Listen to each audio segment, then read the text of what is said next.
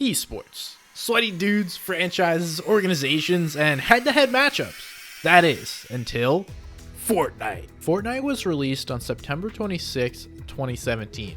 Seemingly stumbling into success, Fortnite quickly took over as its player base doubled year over year. Within 5 years, Fortnite had changed gaming and esports forever. At first, the game was just a kid's version of PUBG. Building was included, but no one really knew what they were doing. As time went on, players quickly developed, and so did the community around the game. It blossomed from this free-to-play game you have to try out to making headlines as a cultural phenomenon. That was when I just decided, like, all right, this is the perfect opportunity to switch over, just go full-time Fortnite. This was just the beginning. Players began to take the game more seriously, and the next step was to create practice or scrims. So I got invited to play on this scrim team for step one scrims, and step one scrims was basically the open. Yeah, I think they had an open system, but it led up to invite only kind of stuff.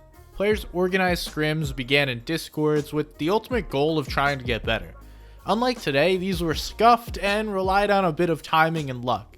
Players would join Discord calls or stare at chats waiting for the countdown. Everyone tried to ready up at the same time and get into the match. These worked about as well as you could expect. Most players would get into one lobby with a few unsuspecting players. Thus, the idea of competitive Fortnite was born. The first major support for competitive Fortnite from the developer came in the form of a Pro-Am. In June at E3, Fortnite would bring together the best players and celebrities to display their game to the world. The announcement was just the tip of the iceberg, as many more were about to follow. 1 month later, the biggest streamer teamed up with the biggest game. Ninja announced Ninja Vegas, the first ever Fortnite esports event. There's an event that's being held on April 21st. Daddy's gonna be there, live streaming at this event. It's open up to 500 people are gonna be able to get a chance to play a bunch of games against me. Each game is gonna be worth $5,000. 10 games total. $2,500 is gonna go to the winner of each game. There was a $50,000 total prize pool and a bounty for anyone that eliminated Ninja. Out of that tournament, players started to arise, one of them being a 14-year-old 4DR Storm. Wait. 14 years old?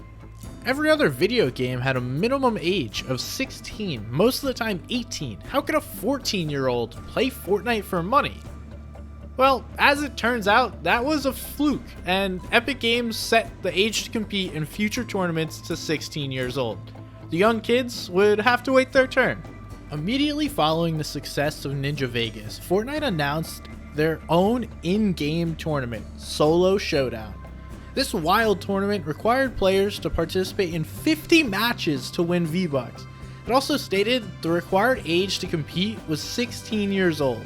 4DR Storm, the standout from Ninja's tournament, couldn't even play. If you thought Epic was done, you would be mistaken. My name is KL Smith, and we have some big competitive news. You may have seen our previous blog announcing $100 million to fund Fortnite prize pools. Now, in less than a year, we've grown to 125 million players. And to celebrate the community and competitive play, we're pumped to announce the 2019 Fortnite World Cup. They dropped more details about their competitive year, including the greatest event of its time, the Fortnite World Cup. Players from all over the world would have a chance to earn money and qualify. But there's a big piece missing. No organizations, rosters, or franchises would be allowed.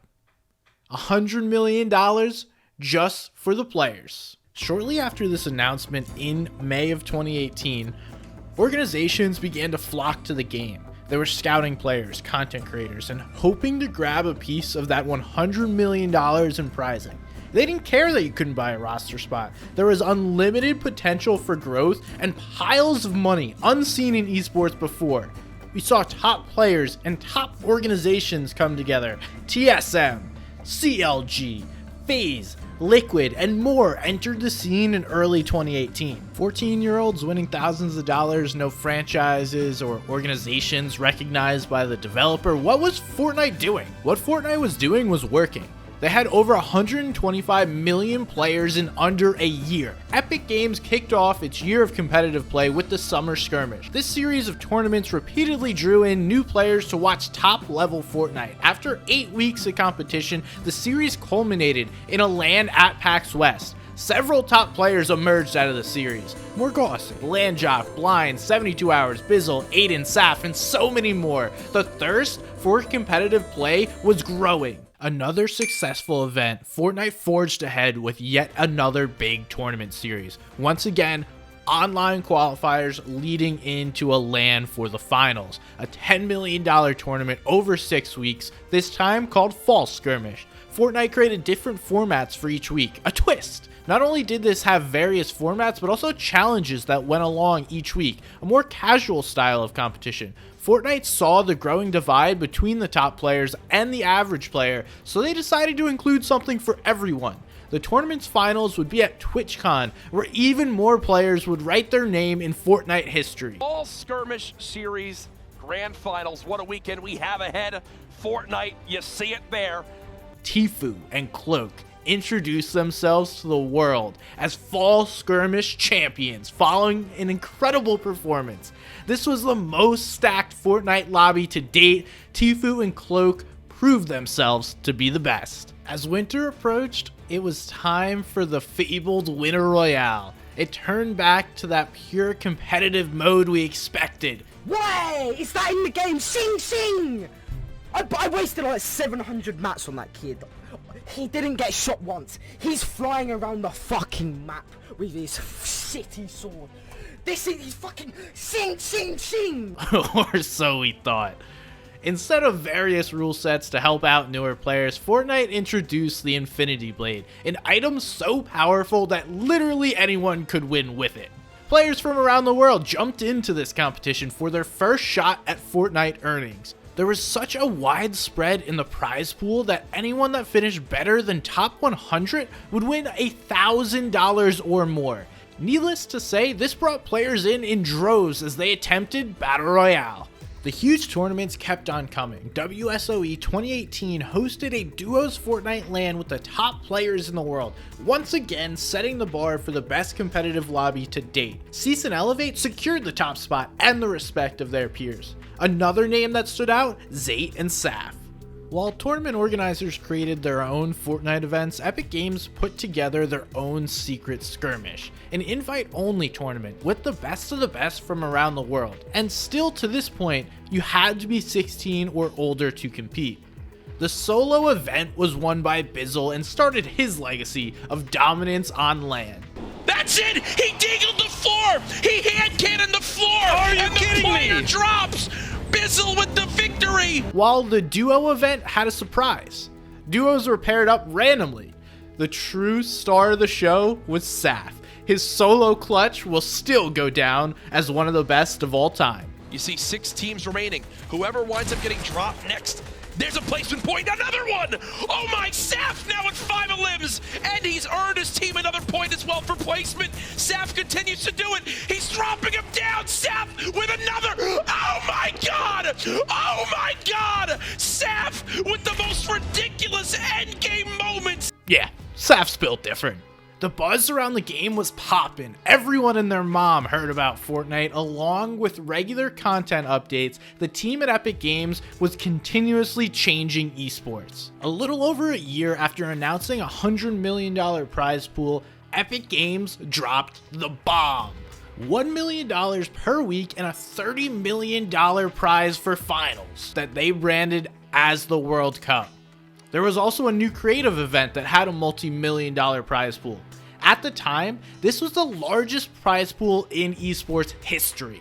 Truly groundbreaking, especially for a game that came out only 1.5 years ago. The build-up for the event was wild. Less than 1 month after this announcement, another full LAN event, Katowice 2019 was one of the most memorable tournaments of all time, an international duos competition that would once again bring together the best of the best. It was a coming out party for two legends in the scene, Zate and Saf. The two came ready to play and took over the tournament. Not only did they win the tournament, but created two iconic moments. The first one of those 200 IQ plays we may never see again.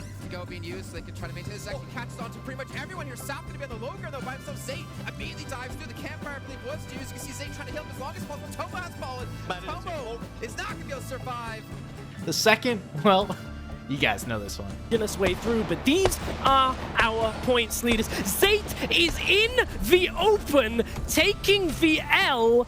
While the event was amazing, it still didn't include the majority of the Fortnite audience, younger kids. Epic saw this and was ready to mix it up. The next big announcement were a series of online open tournaments. The biggest change? The age to compete was lowered to 13 years old. The first major esport to drop the age requirement below 16. A wild change that shook the scene and introduced a massive wave of top players. Mongrel, Benji Fishy, Mr. Savage, Clicks, Skeptic, and so many more. These household names were about to take over Fortnite. It was now a young man's game.